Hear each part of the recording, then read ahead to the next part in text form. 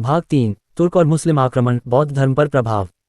1. पृष्ठभूमि 11वीं-12वीं शताब्दी तक बौद्ध धर्म पहले से ही कमजोर स्थिति में पहुंच चुका था। संघों में अनुशासन का अभाव था, भिक्षु विलासी जीवन जी रहे थे, जनता का झुकाव पुनः हिंदू धर्म और बाद में इस्लाम की ओर बढ़ रहा था। ऐसे समय में तुर्क और अफगान आक्रमणकारियों ने भारत पर हमला किया और बौद्ध धर्म को निर्णायक आघात दिया। 2. महमूद गजनी 997-1030 महमूद गजनी अफगानिस्तान का शासक था। उसने भारत पर लगभग 17 बार आक्रमण किया। उसका मुख्य उद्देश्य था धन संपत्ति की लूट और इस्लाम का प्रचार। उसने अनेक मंदिरों, मठों और विहारों को तोड़ा। यद्यपि उसका निशाना मुख्यतः हिंदू मंदिर थे जैसे सोमनाथ, लेकिन बौद्ध स्थलों को भी उसने नष्ट किया क्योंकि वहां भी भारी धन संपत्ति जमा थी। गजनी के आक्रमणों से भारत के धार्मिक और शैक्षिकी केंद्र बुरी तरह कमजोर हो गए। 3. मोहम्मद गोरी 1175-1206 गजनी के बाद मोहम्मद गोरी ने भारत पर आक्रमण किए। गोरी का उद्देश्य केवल लूटपाट ही नहीं बल्कि भारत पर स्थायी शासन स्थापित करना था। उसने कई राज्यों को पराजित कर मुस्लिम सत्ता की नींव डाली। बौद्ध विहार और मंदिर उसके हमलों में बच न सके। उसकी सेनाएं जहां जहां पहुंची वहां धार्मिक संस्थाओं को नुकसान हुआ। 4. बौद्ध धर्म पर प्रभाव। 1. विहारों और विश्वविद्यालयों का विनाश। गजनी और गोरी के आक्रमणों में कई बौद्ध शिक्षा केंद्र नष्ट हो गए। 2. भिक्षुओं का पलायन। भय और हिंसा के कारण अनेक भिक्षु नेपाल, तिब्बत और श्रीलंका की ओर चले गए। 3. आर्थिक संकट। विहारों की भूमि और संपत्ति लूट ली गई।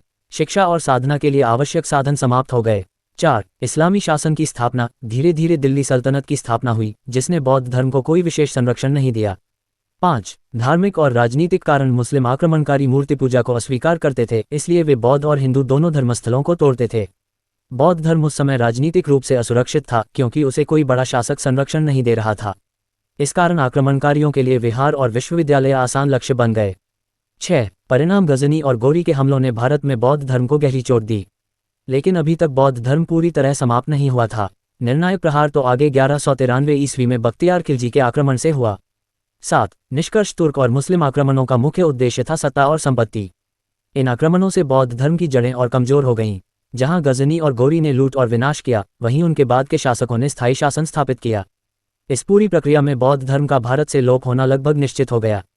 भाग 4 बख्तियार खिलजी का आक्रमण और बौद्ध धर्म का निर्णायक पतन। 1. बख्तियार खिलजी कौन था? बख्तियार खिलजी तुर्की मूल का सेनापति था। वह दिल्ली सल्तनत के संस्थापक कुतुबुद्दीन ऐबक की अधीनता में कार्य करता था। उसे बिहार और बंगाल की ओर विस्तार करने का आदेश मिला। वह अत्यंत क्रूर, हिंसक और विनाशकारी प्रवृत्ति का शासक माना जाता है।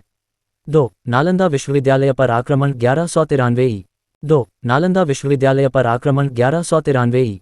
नालंदा विश्वविद्यालय बौद्ध धर्म का सबसे बड़ा शैक्षिकी और आध्यात्मिक केंद्र था। यहाँ हजारों विद्यार्थी और भिक्षु शिक्षा प्राप्त करते थे। पुस्तकालय में लाखों ग्रंथ, पांडुलिपियां और बौद्ध दर्शन से लेकर चिकित्सा, गणित, ज्योतिष और साहित्य तक का विशाल भंडार था। विनाश की घटना। 1193 ईस्वी में बख्तियार खिलजी ने नालंदा पर आक्रमण किया। विश्वविद्यालय को जला दिया गया। हजारों भिक्षुओं की हत्या कर दी गई। पुस्तकालय में इतनी पांडुलिपियां थीं कि वह कई महीनों तक जलता रहा। इससे बौद्ध और भारतीय ज्ञान परंपरा को अपूरणीय क्षति पहुंची। 3. विक्रमशिला विश्वविद्यालय का विनाश। विक्रमशिला विश्वविद्यालय भी बौद्ध धर्म का अत्यंत प्रतिष्ठित केंद्र था जिसकी स्थापना पाल वंशीय राजा धर्मपाल ने की थी। बख्तियार खिलजी ने इसे भी नष्ट कर दिया। यहाँ भी भिक्षुओं की हत्या की गई और ग्रंथों को जलाया गया। 4. अन्य बौद्ध केंद्रों पर प्रहार। उदंतपुरी विश्वविद्यालय और बिहार के अन्य छोटे बड़े विहारों को भी खिलजी ने नष्ट कर दिया। बंगाल में प्रवेश करते समय उसने कई मंदिरों और मठों को भी तोड़ा। 5. आक्रमण क्यों किया गया? 1. धन संपत्ति के लिए। इन विश्वविद्यालयों में असीम संपत्ति और संसाधन थे। 2. धार्मिक असहिष्णुता। इस्लामी कट्टरता के कारण गैर इस्लामी केंद्रों को नष्ट करना उनका लक्ष्य था। 3. राजनीतिक उद्देश्य। बौद्ध विहार समाज में प्रभावशाली थे। इन्हें नष्ट करके खिलजी ने स्थानीय जनता को असंगठित कर दिया। 6. बौद्ध धर्म पर प्रभाव। बख्तियार खिलजी का आक्रमण बौद्ध धर्म पर अंतिम और निर्णायक प्रहार था। नालंदा, विक्रमशिला और उदंतपुरी जैसे शिक्षा केंद्र समाप्त हो गए। हजारों भिक्षु मारे गए या तिब्बत, नेपाल, श्रीलंका और बर्मा की ओर पलायन कर गए। भारत में बौद्ध धर्म का कोई प्रमुख केंद्र शेष नहीं रहा। यही कारण है कि 12वीं शताब्दी के बाद बौद्ध धर्म भारत से लगभग लुप्त हो गया। 7. भारतीय संस्कृति पर प्रभाव। नालंदा और विक्रमशिला के विनाश से केवल बौद्ध धर्म ही नहीं बल्कि भारत की ज्ञान परंपरा भी समाप्त हो गई। चिकित्सा, खगोल, गणित और साहित्य से जुड़े असंख्य ग्रंथ जलकर नष्ट हो गए। ये विश्व इतिहास का सबसे बड़ा शैक्षिकी विनाश माना जाता है। 8. निष्कर्ष। बख्तियार खिलजी का आक्रमण बौद्ध धर्म के इतिहास में सबसे विनाशकारी घटना थी। इसने भारत से बौद्ध धर्म को लगभग समाप्त कर दिया। यद्यपि यह धर्म एशिया के अन्य देशों में जीवित रहा, लेकिन भारत, जहां इसकी जन्मभूमि थी, वहां ये धीरे धीरे लुप्त हो गया। भाग 5 बौद्ध धर्म के पतन के व्यापक कारण और उसके परिणाम। 1. भूमिका। बौद्ध धर्म ने भारत की भूमि पर गहन प्रभाव डाला। ये सम्राट अशोक के समय चरम उत्कर्ष पर पहुंचा। नालंदा, विक्रमशिला और उदंतपुरी जैसे विश्वविद्यालय विश्व प्रसिद्ध बने, लेकिन 12वीं शताब्दी तक ये भारत से लगभग समाप्त हो गया। अब प्रश्न उठता है कि बौद्ध धर्म क्यों पतित हुआ। इसके पीछे केवल आक्रमणकारी ही जिम्मेदार नहीं थे, बल्कि आंतरिक और बाहरी कई कारण थे। 2. बौद्ध धर्म के पतन के आंतरिक कारण। संघ में अनुशासनहीनता। प्रारंभ में संघ तपस्या, साधना और अनुशासन का प्रतीक था। धीरे धीरे भिक्षु विलासी, आलसी और अनुशासनहीन होने लगे। संघ में भ्रष्टाचार और राजनीति का प्रवेश हुआ। अत्यधिक शाखाएं और संप्रदाय। बौद्ध धर्म में महायान, हीनयान, वज्रयान, तंत्रयान जैसी अनेक शाखाएं उत्पन्न हुईं। इससे धर्म की एकता टूट गई और लोग भ्रमित होने लगे। तांत्रिक प्रभाव। बौद्ध धर्म में धीरे धीरे तांत्रिक और जादुई क्रियाओं का प्रभाव बढ़ गया। शुद्ध आध्यात्मिकता की जगह तंत्र मंत्र ने ले ली। भिक्षुओं की विलासिता। विहारों को भारी दान मिलने लगा। भिक्षु साधना के बजाय सुख सुविधाओं में लिप्त हो गए। समाज ने उन्हें सम्मान देना कम कर दिया। 3. बाहरी कारण। हिंदू धर्म का पुनरुत्थान। आदि शंकराचार्य 8वीं शताब्दी ने वेदांत का प्रचार किया। हिंदू समाज ने बौद्ध सिद्धांतों को आत्मसात कर लिया। परिणामस्वरूप बौद्ध धर्म की अलग पहचान मिटने लगी। राजकीय संरक्षण का अभाव। अशोक और पाल शासकों ने बौद्ध धर्म को संरक्षण दिया, लेकिन बाद में शासक हिंदू धर्म या इस्लाम की ओर झुक गए। संरक्षण समाप्त होते ही बौद्ध विहार कमजोर हो गए। विदेशी आक्रमण। हुनों के आक्रमण से बौद्ध केंद्र नष्ट हुए। गजनी और गोरी ने लूटपाट की, और अंततः बख्तियार खिलजी ने नालंदा व विक्रमशिला को जलाकर बौद्ध धर्म को निर्णायक चोट दी। 4. बौद्ध धर्म के पतन के परिणाम। भारत में प्रभाव का लोप। 12वीं शताब्दी के बाद बौद्ध धर्म भारत में लगभग विलुप्त हो गया। केवल लद्दाख, हिमालयी क्षेत्र और कुछ सीमावर्ती इलाकों में बचा रहा।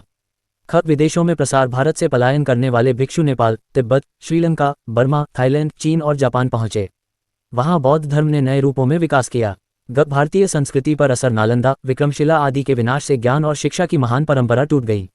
अनेक शास्त्र, चिकित्सा विज्ञान और दर्शन के ग्रंथ सदा के लिए नष्ट हो गए। समाज पर असर। भारत में बौद्ध धर्म की करुणा, अहिंसा और समानता की शिक्षाएं धीरे धीरे हिंदू धर्म और समाज सुधार आंदोलनों में समाहित हो गईं। बाद में बाबा साहब भीमराव अंबेडकर ने आधुनिक युग में इसे पुनः अपनाकर एक नई चेतना जगाई। 5. निष्कर्ष। बौद्ध धर्म का पतन केवल एक धर्म का अंत नहीं था, बल्कि यह भारत की शैक्षिकी, सांस्कृतिक और आध्यात्मिक धरोहर की हानि भी थी। आंतरिक कमजोरी, अनुशासनहीनता और विभाजन, राजकीय संरक्षण का अभाव, हिंदू धर्म का पुनर्जागरण और विदेशी आक्रमण, इन सब ने मिलकर बौद्ध धर्म को भारत की भूमि से लगभग समाप्त कर दिया। परंतु इसकी शिक्षाएं विदेशों में जीवित रहीं और आज भी विश्वभर में करोड़ों लोग इसे मानते हैं। बौद्ध धर्म पर आक्रमण और पतन। एक छवि।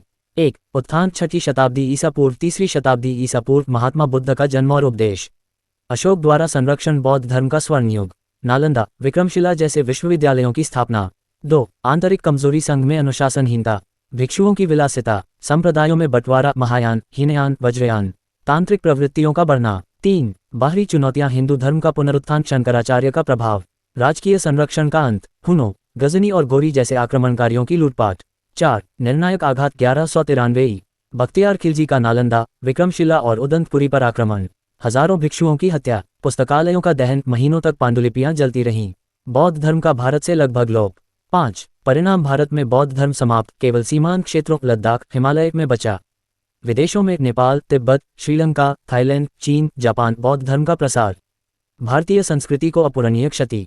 करुणा, अहिंसा, समानता की शिक्षा बाद में समाज सुधार आंदोलनों और डॉक्टर भीमराव अंबेडकर के माध्यम से पुनर्जीवित। ये एक छवि, संक्षिप्त लेकिन पूरी कहानी को एक झलक में दिखाती है। नमस्कार। ये जो मैंने भगवान बुद्ध पर वीडियो बनाया है, जिसमें मैंने बताने की कोशिश की है बौद्ध धर्म पर आक्रमण कब और क्यों और किस लिए किया गया। इस टॉपिक पर ये जो वीडियो बनाया है, ये आपको कैसा लगा? अच्छा लगा है तो कमेंट में ज़रूर बताएं, और आपको पसंद नहीं आया तब भी कमेंट कीजिए, और क्यों पसंद नहीं आया ये भी बताइए। और मेरे चैनल को फॉलो कीजिए और शेयर कीजिए, और सभी लोगों अच्छे हों ये आशा मैं करता हूँ। और धन्यवाद। जय भीम।